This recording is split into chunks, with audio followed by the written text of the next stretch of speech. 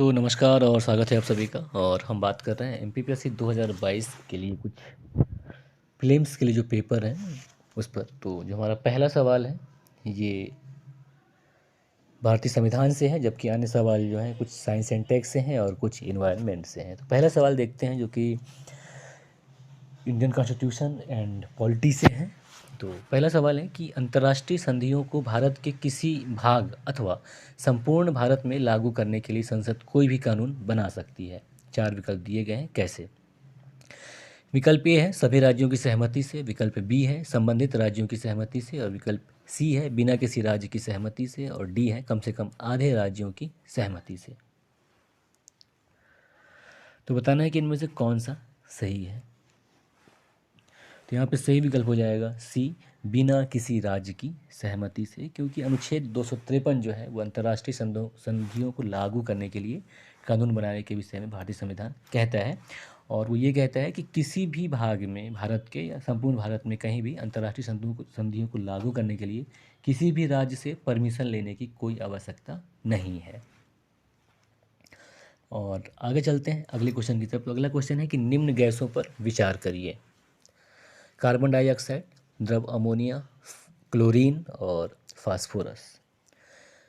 अब यहाँ पे लिखा है कि इनमें से किन गैसों का उपयोग बड़े पैमाने पर यूरिया उर्वरक के उत्पादन के लिए किया जाता है।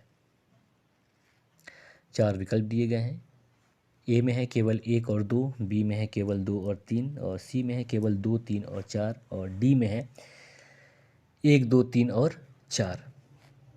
तो यहाँ पे ध्यान दीजिएगा, हालांकि क्लोरीन गैस का उपयोग किया जाता है यूरिया बनाने में, लेकिन सवाल पूछा है कि किन गैसों का उपयोग बड़े पैमाने पर। तो बड़े पैमाने पर सिर्फ कार्बन डाइऑक्साइड और द्रव अमोनिया का उपयोग किया जाता है। तो सही विकल्प हो जाएगा यहाँ पे ए, केवल 1 और 2। आगे बढ़ते हैं अगले क्वेश्चन की तरफ। क्वेश्चन नंबर 3 है कि निम्न में से कौन सी बैक्टीरिया की प्रजाति पौधों की वृद्धि को प्रोत्साहित करती है। एजोला, लिग्नोलिटिक, स्यूडोमोनास या फिर एस्परजिलस। तो यहाँ पे सही विकल्प हो जाएगा सी, स्यूडोमोनास।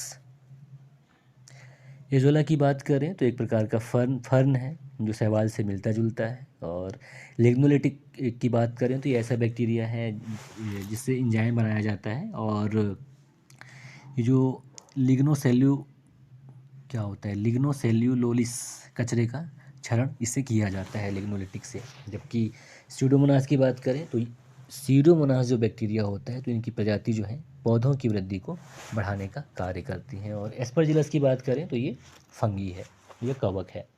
और अगला क्वेश्चन है कि निम्न पर विचार करिए।